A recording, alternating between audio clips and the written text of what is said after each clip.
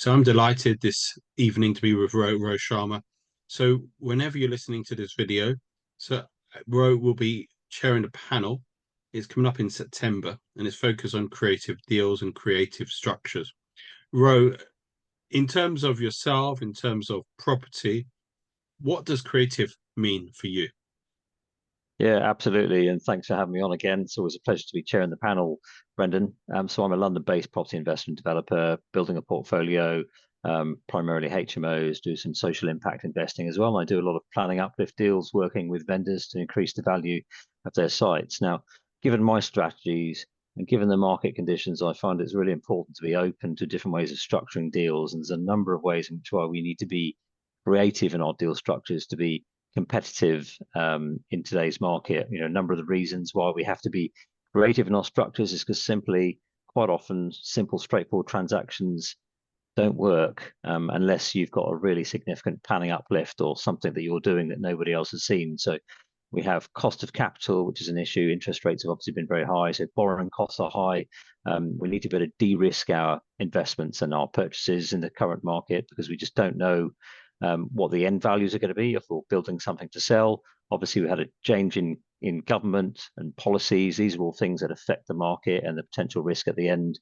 And obviously, we've seen build cost inflation and interest costs rising over the last couple of years.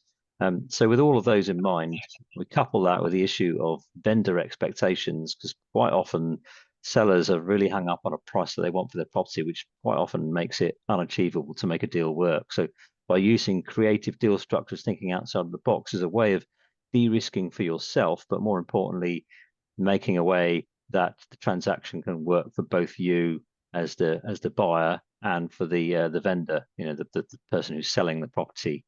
So it's a great way of reducing the risk and reducing your exposure to that kind of margin squeeze um, that you experience when you're trying to buy something, straight off the bat. But that's why they can be really, really powerful.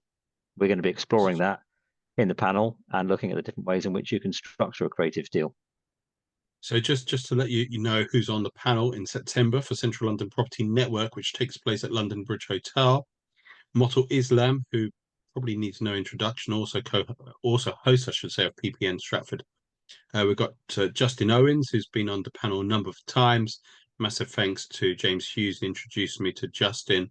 Brand new to the panel, though, we've got two people. Jason Patterson, Mottle's also done the introduction for that. Some massive thanks.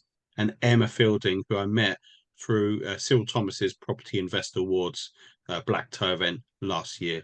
So in terms of the panel, I've given you a flavour where I'm really looking forward for you chairing it. And just as a bonus, we've got Sam Loney, who's doing a case study prior to the panel as well. Thank you.